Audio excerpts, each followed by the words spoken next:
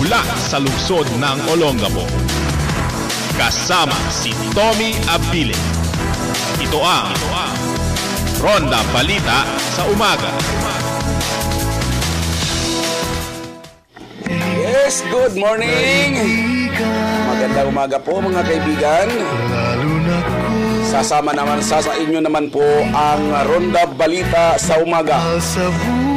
Good morning, good morning. Magandang umaga po sa mga taga Manila. Kahapon minumonitor namin kahapon ang Subic Broadcasting Corporation. Kahit nasa Guadalupe kami, napakalakas. Ay talagang taas noo kami Mabuhay Subic Broadcasting Corporation. Talagang napakalakas na. At nakamonitor kami kahapon. Pinakikinggan namin. Ay hindi pa tayo nakatudo niyan Ilan lang ang ating binibigay ngayon? 1.8 lang ata, engineer? Diba?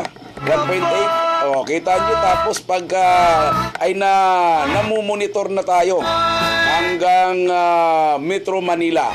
Kaya good morning po sa inyong lahat ng mga taga-subaybay.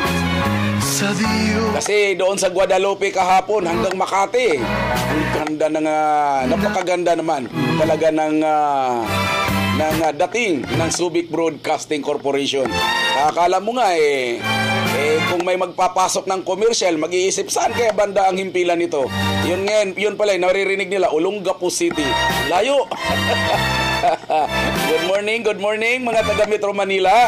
Lalo na sa mga taga Quezon City, Valenzuela, Bulacan, Pampanga. Nako, napakalakas natin dyan Good morning sa inyong lahat dyan. At ganun din sa Bataan. Good morning sa mga taga Bataan, Dinalupihan, Hermosa, maging sa Limay, hanggang Maribilis at Murong Bataan. At dito naman sa pag-ikot naman dyan sa SBMA, good morning sa inyong lahat dyan. Lalo na po dyan sa mga empleyado ng SBMA. Good morning sa inyong lahat. Alam ko nakapasok na kayo ngayon. Dito naman sa may bandang New Cabalan, good morning sa ating mga kaibigan dyan, lalo na sa Purok 6, New Cabalan. Dyan sa Sitio Iram. Dapat yung Iram magiging barangay na, malaking population yan Wala atang konsihal na nagpanukala na gawing barangay na ang Iram. Tapos dito naman sa barangay sa Purok 5, good morning sa inyong lahat dyan sa Purok 5. At ganon din dyan sa Purok 4. Kumusta dyan yung inyong grader dyan at bulldozer dyan sa inyong tambakan ng basura? Gumagana na ba? At dito naman sa Purok 3, Purok 2 hanggang Purok 7. Yung good morning sa inyong lahat dyan, yung tinatawag na maliwakat Good morning sa inyong lahat. At ganoon din sa mga taga Purok 4, New Cabalan. Good morning sa inyong lahat dyan. Salamat sa inyong panood. Alam ko nanonood kayo ngayon dyan. Lalo na sa Istadyan family. Good morning dyan sa inyo. Mga kaibigan ko yan dyan. Ganon din sa Old Cabalan, sa Barangay Old Cabalan. Magandang umaga. Good morning sa inyo, lalo na dyan sa Bennett Road na napakaraming mga nanonood sa atin dyan. Lalo na po dyan sa pamilyang Aquino, Laksa, Tolentino, Dumangas. Good morning sa inyong lahat, lalo na Ducos family. Good morning. At dyan naman kay Kanits. Good morning sa iyo, Kanits. Hindi ko nabanggitin na apelyido mo. Kasi hindi. Lagi kong nakakalimutan At ganun din dyan sa pamilyang Apak. Good morning sa inyo dyan sa Forestry. At ganun naman dyan sa may sentro ng Old Cabalan, yung pamilyang Alba at Dib Guzman. Good morning sa lahat nating mga kagawad dyan ng Barangay Old Cabalan sa pangunguna ni Bas Palo. Good morning sa inyong lahat At dito naman sa Santa Rita, binabati natin lahat ng mga taga Santa Rita, Mabayuhan, Gordon Heights, yung Kalamba family, good morning. At ganun din dyan sa dito sa may bandang tama nga, Gordon Heights at saka Mabayuhan. At dito naman sa atin, dito sa mismong proper, ang Barangay West Bahak-Bahak. Bagamat nakikita ko naman talagang nagsisikap ang mga barangay na mapaayos ang bawat barangay. Subalit, wala tayong ang tuloy-tuloy na mga kriminalidad ay nako, talagang patuloy na naman mayagpag. Ganon din dito sa mga taga-barangay East Bahak-Bahak. Good morning sa inyong lahat. Sa barangay Kalalaki, Estapinak, Huistapinak, dyan sa Banikain, Asinan, good morning hanggang dyan sa Kalaklan at Barito. Magandang umaga po sa inyong lahat mga kaibigan. Sa mga taga-Subic naman, magandang umaga sa inyong lahat. At balikan ko pala dito sa East Bahak-Bahak si Nanay Floring na nakatutok na sa atin ngayon ng kanyang television. Good morning Nanay Floring. Good morning lalo na sa mga tricycle driver na nag-aalmusal na dyan sa iyong kainan. Pamilyang Mayor, good morning. At sa Banikain naman ang ating kaibigan dyan na si Wilfredo Magpayo. Magandang umaga sa inyong lahat. Dito naman sa Subic, good morning. Magmula dyan sa Santa Monica, Kalapandayan, Matain, Kalapakuan, hanggang dyan sa Baraka, yan, Kawag, Manganbaka. Good morning sa inyong lahat dyan. O yung Ocampo nanonood daw lagi sa atin yan. Yung tindahan ng Ocampo dyan sa Subic ay nakatutok daw sa atin lagi. At ganun din sa Barangay Katihan, Pamatawan at Castillejos. Sa Castillejos naman, sa Barangay Nagbunga. Castillejos, anong bunga diba? Ano yan siya? Castillejos to, diba Subic yan? Yan, good morning sa inyo dyan. Good morning kay Shi. At ganun din sa mga sa San Marcelino, sa pamilyang Dumaal, sa pamilyang Dunaal, good morning. Sa Barangay Rabanes, good morning din. Sa lahat ng mga taga San Marcelino, taga San Antonio, San Felipe, San Narciso, good morning sa inyong lahat dyan. At hanggang dyan sa bayan ng Butulan, magandang umaga sa inyong lahat. Po, ang inyong lingkod, si Tommy Abili po sa mga Ilocano, naimbag po, nabigat na kayo. At gano'n naman sa mga Sambalinyo, maganday alo kayo mo kaganawan. At mayong buntag sa mga naminaw danan ang mga Bisaya, diri sa Tibuok, Sambales o Gulong-Gapog Bataan. At gano'n din, mayapa bakikayungan sa mga Kapangpangan. Mayat nga timprano naman sa ating mga kuyunin. Assalamualaikum sa ating mga kapatid na mga Muslim. Yan. At maupay na aga sa mga waray. Yan, mga waray, good morning, maupay na aga, mga waray, waray bigas, talagang manigas. At ganun din, good morning sa ating mga kababayang mga Ilonggot-Ilongga. Mga Ilonggot-Ilongga ang mayayamang tao sa Pilipinas. Mayong aga sa inyong tanan. Ako po ang inyong lingkod, Tommy Abili po, samahan po ninyo para sa Ronda Balita sa Umaga. Ito po mga kaibigan, ang ulo ng ating mga balita.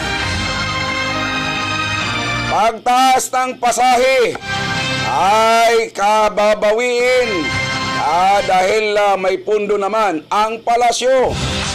Yan po At history ng bansa Moro isasama na sa kurikulum. Sa nakalipas na bagong taon, 860 ang nadali ng paputok. At sa ibang balita pa, 73 anyos na lulo na nakipag-girlfriend sa 22 anyos, nakipag-live-in sa ka-22 anyos ay ninakawan at kinatay.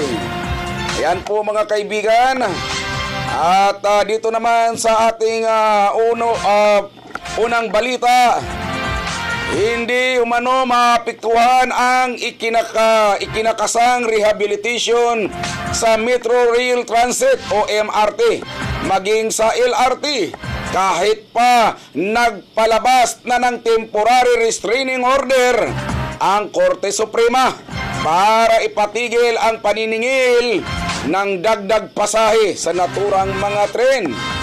Ayon kay Presidential Communication Secretary Sunny Coloma, nakaprograma naman umano ang rehabilitasyon ng MRT at ng LRT para maayos ang serbisyo ng pangunahing public transport system sa bansa. Hindi naman anya ang makukolekta sa dagdag pasahe ang gagamitin sa rehabilitasyon, kundi ang inilaang 215 budget na nagkakahalaga ng 9 bilyon, habang ang 1 bilyon at 1.2 bilyon piso nito ay mula naman sa 2014. Sa supplemental budget po ito, mga kaibigan. Binigyan din ni Coloma na ang dagdag pasahe ay para mabawasan ang subsidy ng gobyerno para magamit ang pondo sa ibang serbisyo. Hindi naman pala nauukol eh. Bakit naman kasi hindi pa pala napapanahon, bakit ninyo pinayagang magtaas? Di ba? Ngayon, na-booking na tuloy kayo nito. Ibig sabihin, gagamitin sa anong pondo? Questionable na naman yan. Kaya minsan, ang ating mga kababayan nagtatanong kung bakit na biglang taas. Mantaki mo yung 15 magiging 28. Di ba? Ayan, na-booking na. Dahil sa iilang mga senador ang tumutol. Unang-unang tumutol ay ang si Senador Bongbong Marcos.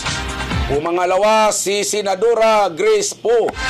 At sinundan ng iilan pa. Kita nyo na, hindi po siya nagmaterial. Sa pangalawang balita po natin, mga kaibigan, sa gagawing ipapasok na sa kurikulum, ay ito'y sabagay, panukala pa lamang ito, ay papasok sa kurikulum sa lahat ng level ang history ng Bansa Moro. Yan yung sa Bansamoro. Isang panukalang batas ang inihain kahapon ni Senador Sani Angara na naglalayong isama sa kurikulum ng lahat ng level ng mga estudyante sa lahat ng paaralan ang history ng Bansamoro. Ayon kay Angara, kung magiging subject umano sa education system ang Bansamoro, ang history na ito ay culture at identity na mauunawaan umano ng mga kabataan ang history ng Bansang Moro. Sa ilalim ng Senate Bill 2474, kasama rin sa dapat maunawaan umano ang roots of conflict at ang impact nito sa bansa. Dapat umanong gawing mandato ng Department of Education at Commission on Higher Education ang nasabing panukala para ma-initiate at ma-maintain ang programa at para makonsulta ang nirecognize na eksperto sa Bangsamoro history. Ngayon, mga kaibigan, yan po sa lahat hanggang sa mga kurso ng mga subject sa lahat ng kurso. Paintindi talaga ito si Angara. talagang sa akin naman okay rin na mapasok yan. Pero mas maganda yung unang pinasok na curriculum, yung sa junior fire marshal. Kasi maganda talaga yung sa mga kabataan kung paano sila magiging aware pagdating sa aksidente ng sunog sa kanilang mga tahanan. Alam nila kung paano sila gumawa at hindi matataranta pag nagkaroon ng sunog sa kanilang bahay. Sabagay, maganda rin ito pang kalahatan. Mga kaibigan, babalik po ang ating pagbabalita pagkalipas lamang po ng ilang patalastas.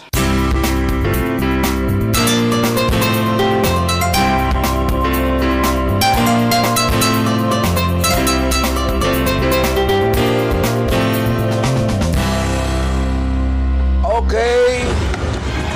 Good morning ulit. At atin pong yan ha.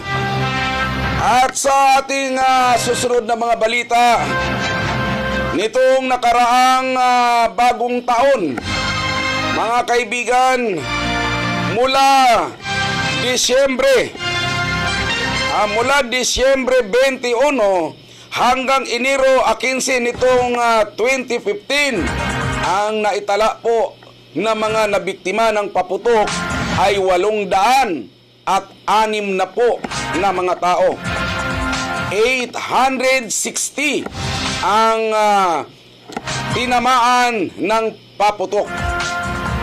Sa pagtatapos ng nitong taong ito ay pagtatapos ng firecracker-related injury and monitoring ng Department of Health ay umaabot sa 860 ang naitala sa pagsalubong ng 2015. Sinimulan ang monitoring noong Disyembre 21, 2014 hanggang Enero 5 ng 2015. Ayon kay Acting Health Secretary Janet Garin, mas mababa ito ng 16% ang naturang pangyayari bilang kung ikukumpara sa nakaraang taon na umaabot ng 1,080 na 1,018 18 nasaktan ng nasabing mga paputok.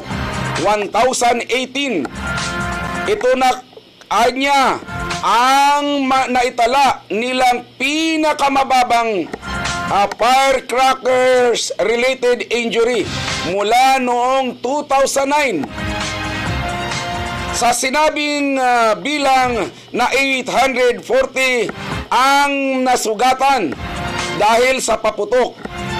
17 nito ang nasugatan dahil sa stray bullet, habang 7 ang nakakalunok ng paputok.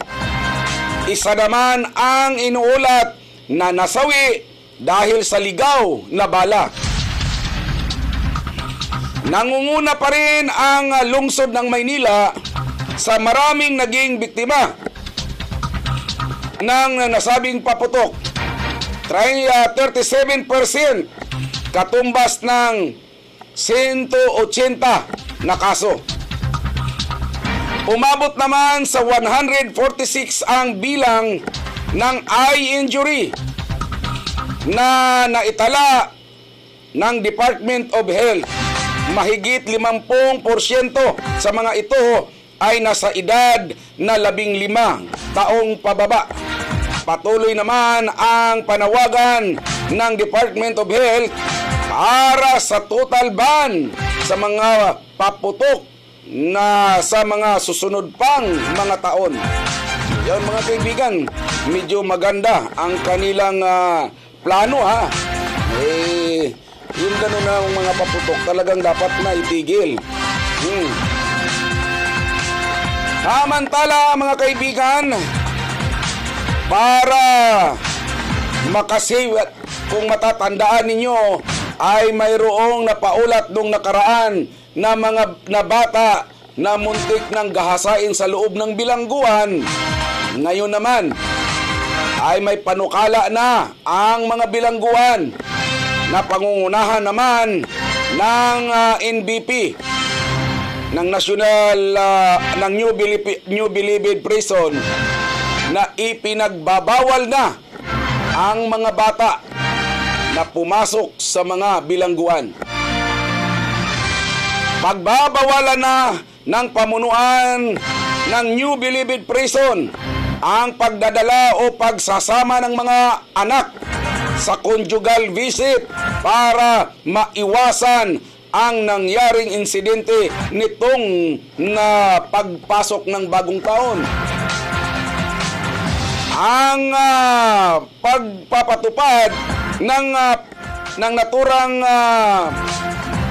panukala ay pamumunuan ng NBP ay para na rin maiwasan ang naganap na insidente sa tangkang panghahalay o panggagahasa sa 8 taong gulang na batang babae na anak din ng isang bilanggo na isinama lamang ng kanyang ina para mabisita ng bata ang kanyang amang nakakulong.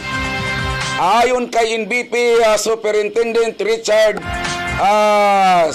Swartkop, ay nakatakla na nilang ipapatupad ito sa susunod na buwan sa oras na mabuo na nila ang bagong proseso sa mga bisita. Dagdag pa ni NBP Superintendent Swartkop, magkakaroon pa umano sila ng limitasyon sa bilang ng mga dumadalaw kada araw para mabawasan ang haba ng pila at pagkakaroon ng schedule ng dalaw at mas mahigpit na pagsala sa mga gamit ng mga dadalaw sa bawat bilangguan. At ganun din, na-discovering at maiwasan na rin ang tinatawag na irregularidad sa loob ng NBP. Buong kung saan nakakapasok ang mga kontrabando sa nasabing kulungan.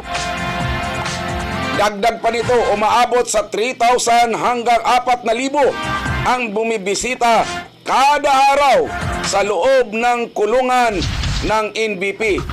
Ay mayroong 22,000 na preso o bilanggo ang nakapiit sa naturang bilangguan. Yan po mga kaibigan ang isa pa sa ating mga balita. Ito namang balitang isang 73 anyos na lolo na nakipag-live-in sa 22 years old ay kinatay. Mga kaibigan, isang lolo naman ang natagpuan na patay sa loob ng bahay nito habang nakita naman ng iilang residente na tumatakbo palabas ang sinasabing kasintahan o kalib-in ng biktima at ang totoo nitong boyfriend na umano nito'y naganap ito sa Naik, Cavite. Kamakalawa ito ng gabi. Ayon sa inisyal na ulat mula sa tanggapan ng pulisya ng Cavite, dakong alas 11:30 ng gabi nang matagpuang natagpuang nagtatakbuhan at maging ang bangkay ay natagpuang natatakluban ng unan habang nagkalat ang dugo sa silid ng biktima na si Romel Perez, 73 anyos, sa bahay nito sa Barangay Ibayo, Silangan.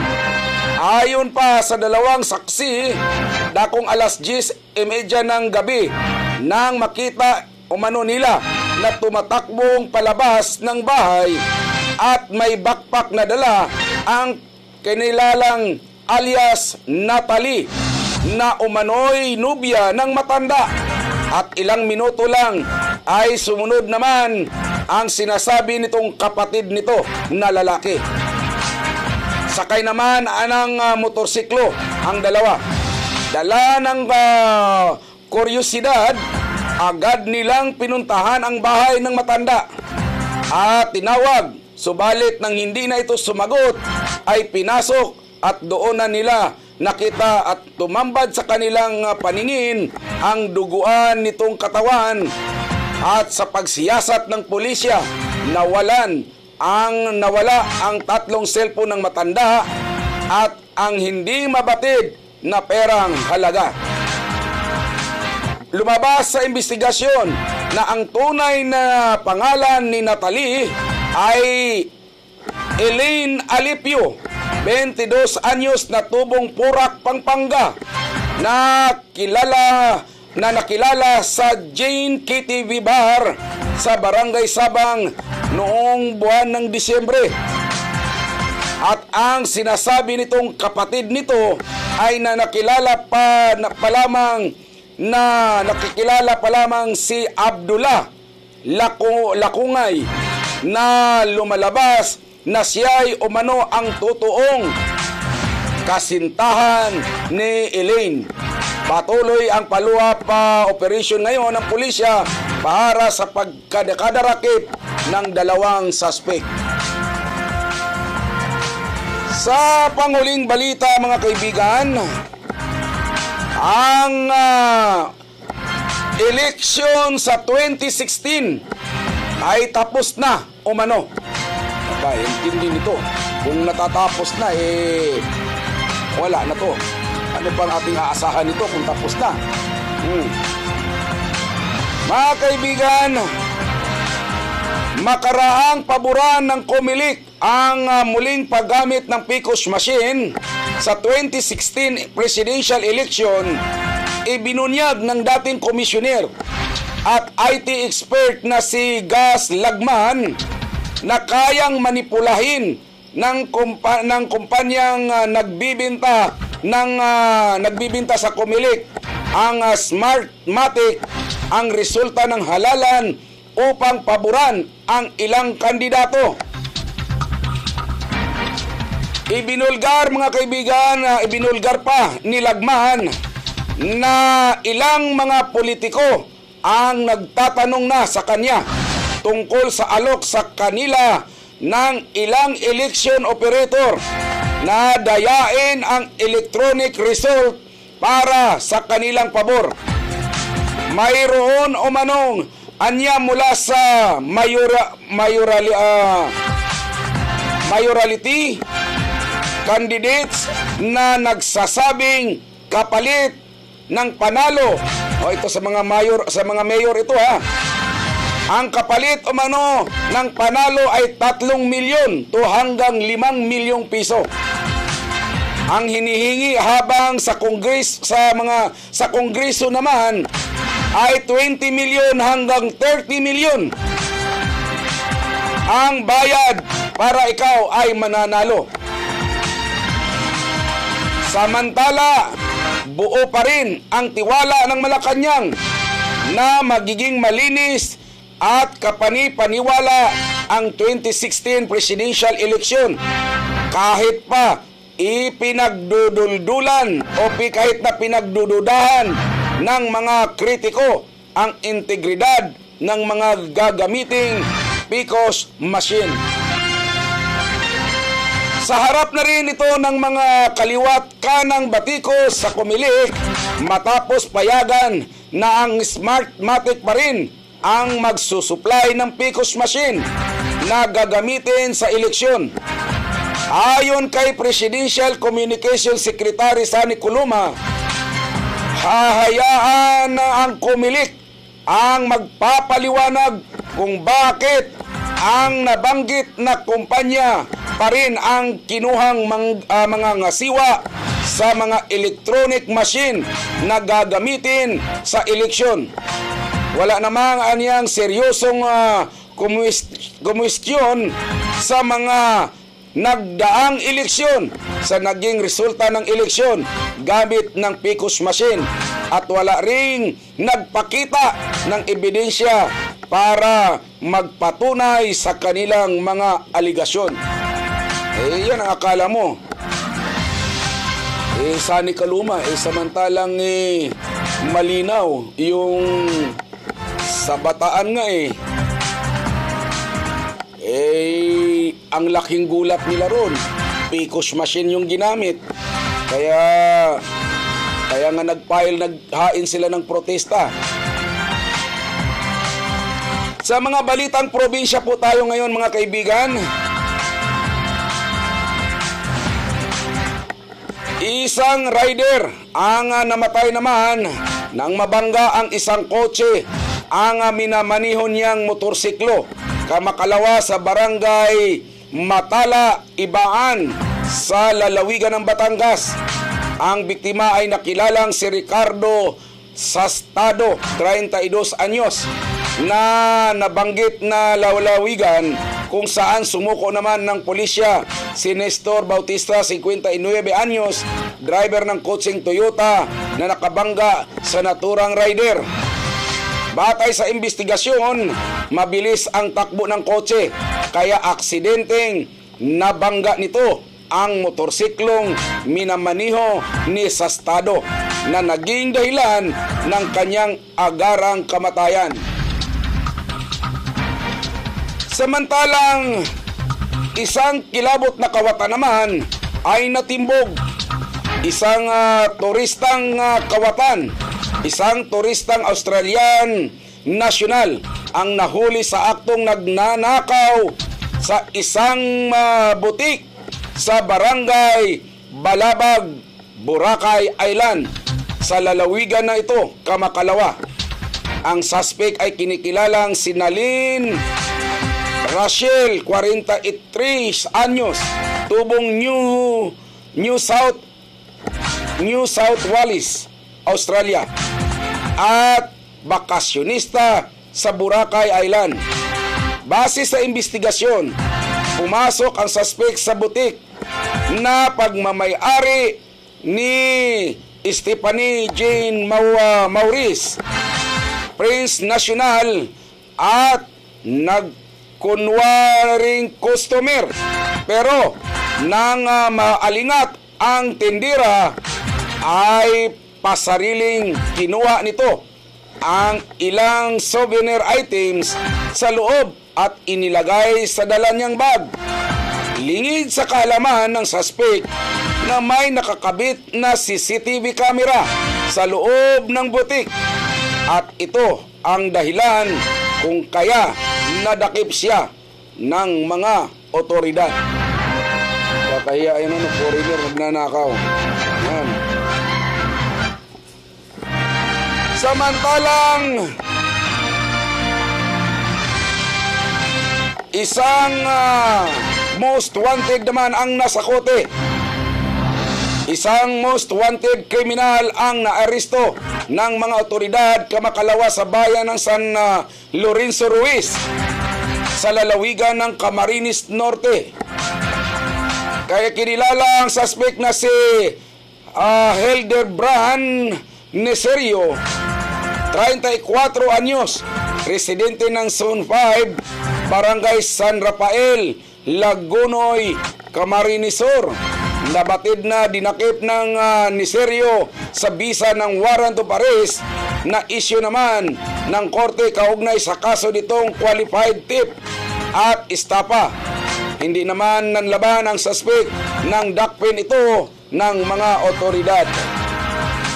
Ayan po mga kaibigan, ang mga balita nating nasyonal at probinsyal. Wala tayong ulonggapo. Wala tayong ulonggapo Bale, sisikapin natin ito mga kaibigan. Kaya nga amin pong laging sinasabi na sa Lunes ay baka magbabago na ang aming schedule. Ang Ronda Balita ay alas 7 na po. At ang ay Errol da Camisyo alas 8 hanggang alas 9. Alas 9 hanggang alas 10 ang Bigwas. At alas 10 hanggang alas 11 naman ang bagong programa na dapat ninyong abangan. At alas 11 hanggang alas 12 naman ang Sangguniang Monitor, na kung saan ay dyan natin malalaman ang lahat ng mga ginagawa sa City Hall.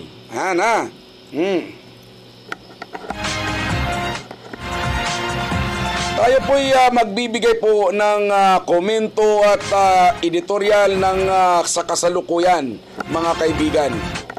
Kung atin pong natatandaan yung sinabi natin kanina, na sinabi ng ni Sunny Coloma na hindi kabawasan ang koleksyon na pagtaas ng pasahe sa MRT at LRT dahil nga sa may sariling pondo. Sa ganitong pagkakataon, booking na niluloko raw nila Nina Lacerda at Abaya ang publiko sa isyu ng taas pasahe sa MRT at LRT. Ang sabi ni Presidential Spokesman Edwin Lacerda, sinabi niya kanina na ang kikitain sa taas pasahe sa MRT at LRT ay pambili raw ng mga bagon at pagpapagawa ng release. Kabaligtaran ito sa sinabi naman ng Department of Transport and Communication Secretary John Abaya. Kung matatandaan po, sinabi po yan ni Lacerda noong mga nakaraan na gagamitin para pambili ng bagon at pagpapagawa pa ng mga release. Subalit kanina lamang o kahapon ay sinabi nito ni Abaya na ang kikitain sa pasahe ay mapupunta sa MRT Corporation ng kumpanyang nangangasiwa sa MRT at LRT dahil nalulugi na raw. Sa paliwanag po, nagkakaroon po ng komplikado. Kasi sa unang paliwanag, gagamitin para sa mga release at pagpapagawa. Samantalang sinabi na rin ni Lacerda na hindi apektado kung hindi na matuloy ang pagtaas ng pasahe. Bakit? Dahil mayroon namang pondo na 6 na bilyon na inilaan mula sa 2015 budget. Hindi ibig sabihin, hindi na dapat kailangan pa na magtaas ng pamasahe. Nilaan na eh.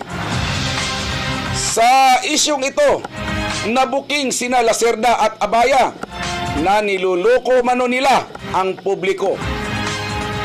Sa magkakasalungat nilang statement sa taas pasahe sa MRT at LRT. Duda tuloy ang taong bayan na ang kikitain sa taas pasahe ng MRT at LRT ay gagamitin bilang dagdag campaign fund ng mga kandidato ng mga miyembro ng Liberal Party sa darating na 2016 presidential election. Yan po mga kaibigan, nagiging palaisipan sa mamamayan. Sabi nga niya kanina, ay gagamitin sa ibang paraan. Ibig sabihin walang katiyakan kung saan gagamitin ang idadagdag pasahe. Walang katiyakan. Hindi lamang sa nasyonal po mga kaibigan, pati sa lokal. Mayroon din tayong mga bagay na tila'y magkakaroon ng pundo na walang katiyakan. Inalimbawa ko po ang pagbibinta ng mga ari-arian sa nasasakupan ng Marikit Park. Ibibinta nawala sa resolusyon, nawala sa agreement. Saan mapupunta ang pagbibintahan? Wala pong pagkakaiba nito. Magtaas pasahe para gagamitin daw sa ibang paraan. Alangan naman gagastos kayo na walang katiyakan. Mga kaibigan, tama, ang mga Pilipino ngayon napakatalino na. Samantalang si Congressman Pacquiao naman ay pinasususpindi na bilang congressman sa Sarangani. Bakit kaya? Ano bang magawa kung talagang ito ay hinalal ng mamamayan? Walang ibang taong makagawa nito para siya suspindihin. Dahil may mga staff naman siya kung tungkol sa trabaho. Tama raw ang mungkahi ni dating Senador Rene Sagisag na dapat umanong suspindihin ng liderato ng Kongreso si Sarangani Representative Manny Pacquiao dahil sa bukod sa pagiging absinero nito ay hindi rin daw nagagawa ni Pacman ang tungkulin sa mamamayan bilang mambabatas. May mga staff naman imbis na makikipagtalakayan sa mga kapwa niya mambabatas para sa mga nakahaing panukalang batas sa Kongreso, abay katatapos lang ng laban nila ni Pacman kay Chris Algieri, ay inaatupag na naman ni Pacman ngayon ang posibleng laban nila ni Floyd Mayweather. Abay, itong si Pacman umani ng batikos. Sabi nila, mahiya ka naman daw sa sinusweldo ng gobyerno. At ang sweldong iyan ay nanggagaling sa mga taxpayer bilang mambabatas at hindi para maging boksingero. Sinabihan pa ang kongresista. Yan mga kaibigan. Siya nga yung wala tayong magawa. Alam mo naman sa ating bansa ngayon, uso ang idolatry. Yung tinatawag nilang kahit na bawal sa atin ang idolatry, abay ginagawa pa rin nila yan. Kahit na hindi karapat-dapat yung tinatawag na idolatry. Pag-iidolo ng mga kilala, kahit na walang hindi niya linya, ay talagang binubuto pa rin nila. Kaya mga kaibigan, marami pong salamat sa inyong pagsama sa ating programang Ronda Balita. Sisikapin po namin ang gusto mga kaibigan ng lahat ng aming mga balita ay malagyan na ng mga video footage. Kaya medyo konting antay lamang po, katatapos lamang po kasi ng mga bagong taon. Kaya medyo busy ang inyong mga lingkod. At inihanda pa po namin ang mga gagamiting mga material para sa ikakasiyan ninyo na manood sa TV22, lalo na po sa Ronda Balita tuwing umaga dito sa Olongapo. Lalagyan po namin lahat ng mga footage ang lahat naming tatalakayin. Kaya sinisikap po namin mga kaibigan. Hayaan nyo po at patuloy na maglilingkod sa inyo. Ang Subic Broadcasting Corporation ay para po sa inyong kaalaman, ay amin mo pong pagagandahin ang aming serbisyo para po sa inyo. Ako po si Tommy Abile ay muli pong magpapaalam sa inyo. Susunod na po ang programang Errol Dacami Show at babalik naman ako mamaya pagdating ng alas 10 hanggang alas 11. Ako po si Tommy Abile, ang inyong lingkod, ay muli pong nagpapasalamat sa inyo. Mabuhay po kayo.